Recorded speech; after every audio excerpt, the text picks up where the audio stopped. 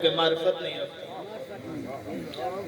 اور روایات میں موجود ہے کہ امام جب ظہور فرمائیں گے تو بہت ساری تعداد ہوگی جو امام کے منکر ہو جائے گی۔ نتیجہ ایسا کیوں ہوا؟ چونکہ معرفت نہیں رکھتے تھے۔ جس امام کا انتظار کر رہے تھے اس کی شناخت نہیں تھی۔ اور یہی ہوا رسول خدا کے ساتھ بھی کہ ایک پوری قوم اتنا عرصہ حضرت عیسیٰ کی کہی ہوئی باتوں پہ انتظار کرتی رہی، لیکن جب رسول خدا کا ظہور ہوتا ہے، تشریف لاتے ہیں اس دنیا میں، تو انہوں نے انکار کر دیا، معرفت نہیں تھی۔ تو یہ نقصان ہے معرفت کا دنیا میں کہ اگر امام آ جائیں اور معرفت نہیں ہے تو ممکن ہے ہم امام کی امامت کے منکر ہو جائیں۔ اور پھر رسول خدا ارشاد فرماتے ہیں من انکر المہدی لیس منا، کہ جو بھی میرے مہدی کا منکر ہو جائے گا وہ میرا منکر ہے۔ من انکر المہدی فانکرنی، کہ جس نے میرے مہدی کا انکار کیا اس نے گویا کہ میرا انکار کیا۔ صلوات پڑھیں بر محمد وعلیہ وسلم۔ آسان تو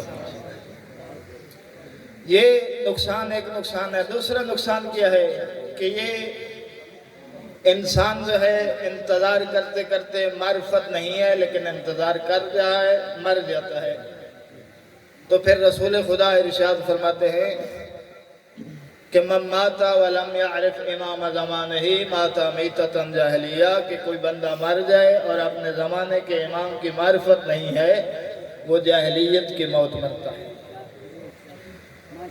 تو پہلی ذمہ داری امام کی معرفت، کہ امام ہیں کون، ان کی پہچان کیا ہے، ان کی رتبہ کیا ہے، ان پہ عقیدہ کیا رکھنا ہے۔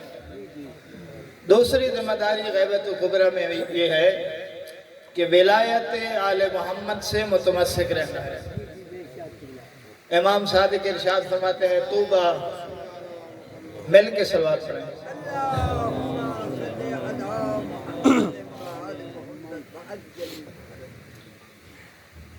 امام فرماتے ہیں یاتی الناس زمان یغیب عنہم امامہم، کہ ایک وقت ایسا آئے گا کہ لوگ موجود ہوں گے ان کا امام ان سے غائب ہوگا۔ یہ بات زرارہ سن رہا تھا۔ بامعرفت، اتنا صحابی بامعرفت ہے کہ آپ اور میں اس وقت امام غائب ہیں، ہمیں اتنی تکلیف نہیں ہے، اتنی پرواہ نہیں ہے، اتنی مشکل نہیں ہے۔ زرارہ نے جب امام کی زبان سے یہ سنا کہ ایک زمانہ آئے گا کہ لوگوں کا امام نہیں ہوگا، تڑپ گیا۔ عرض کی اپنا رسول اللہ، مولا پھر لوگ کیا کریں گے جب ان کا امام غائب ہوگا، امام موجود نہیں ہے؟ ہمیں تو جب بھی کوئی مشکل پیش آتی ہے آپ کی خدمت میں حاضر ہو جاتے ہیں، اس وقت میں لوگ کیا کریں گے؟ تو امام ارشاد فرماتے ہیں یتمسکون بالامر الذی ہم علیہ حتی یتبین لہم، کہ لوگ اس وقت ہمارے امر ولایت سے متمسک ہو جائیں گے اور یہاں تک کہ امام ظہور کرے۔ تو دوسری ذمہ داری ہماری یہ ہے کہ امام کی ولایت سے متمسک ہو جائیں، ولایت اہل بیت سے متمسک رکھیں۔ یہ دو ذمہ داریاں۔ پہلی ذمہ داری کیا ہے؟ امام کی معرفت، توجہ کرنا۔ دوسری ذمہ داری کیا ہے؟ ولایت سے تمسک رکھنا۔ تیسری اہم ذمہ داری بتا رہا ہوں اور یہی میرا پیغام ہوگا۔ صلوات پڑھیں بر محمد وعلیہ وسلم۔ تیسری ذمہ داری علماء نے لکھی ہے کہ احیاء امر اہل بیت۔ ایک شیعہ مومن جو بھی اپنے امام کا انتظار کر رہا ہے اس کی ایک ذمہ داری ہے کہ امر اہل بیت یعنی ولایت کو زندہ رکھے۔ ایک دفعہ ولایت سے متمسک ہونا اور دوسری بات ہے ولایت کو زندہ رکھنا۔ آئے معصوم کی بارگاہ میں جاتے ہیں اور پوچھتے ہیں کہ مولا امر ولایت کو کیسے زندہ رکھا جا سکتا ہے؟ تو جب احادیث اور روایات کا مطالعہ کیا جائے تو ہمارے ائمہ نے 3 کام ایسے بتائے ہیں کہ جن کے ذریعے امر ولایت کو زندہ رکھا جاتا ہے۔ پہلا امر جس کے ذریعے امر اہل بیت، دین، ولایت زندہ ہوتا ہے وہ محافل اور مجالس ہیں۔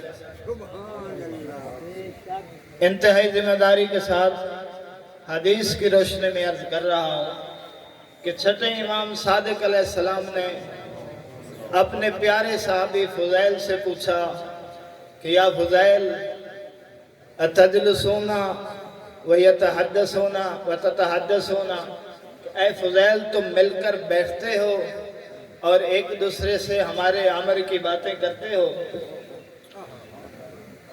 کہتا ہے نعم یا ابن رسول اللہ، ہاں مولا ہم ایسا کرتے ہیں، جب بھی بیٹھتے ہیں آپ کا ذکر کرتے ہیں تو اس وقت میرے امام نے ارشاد فرمایا کہ ان تلک المجالس احبها، کہ میں صادق ان مجالس سے محبت رکھتا ہوں، پسند کرتا ہوں۔ فرمایا ہے مجالس میں ہمارے امر کا احیاء ہوتا ہے۔ اس کے بعد امام نے دعا فرمائی رحم اللہ عبداً احیا امرنا، اللہ اس بندے پر رحم کرے جو ہمارے امر کو زندہ رکھتا ہے۔ اسی طرح دوسری حدیث کہ امر اہل بیت یعنی ولایت اور دین کو زندہ کیسے رکھا جائے، پہلی چیز کیا ہے؟ مجالس۔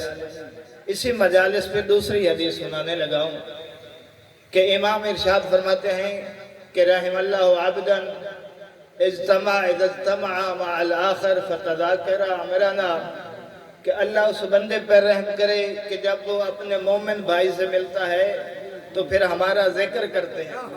توجہ کرنا، ہمارا ذکر کرتے ہیں۔ اس وقت میرے امام فرماتے ہیں جب وہ دو بندے ملتے ہیں، مل کے ہمارا ذکر کرتے ہیں تو وہ دو نہیں رہتے، ایک تیسرا ملک فرشتہ بھی آ جاتا ہے۔ یہ تو ذکر کرتے ہیں، فرشتہ کیا کرتا ہے؟ فرماتے ہیں فاستغفر لہما، جب تک یہ آپس میں ملتے رہتے ہیں، گفتگو کرتے ہیں، ان کے لیے مغفرت کرتا رہتا ہے۔ یہ اس مجلس کی اہمیت اور عظمت ہے۔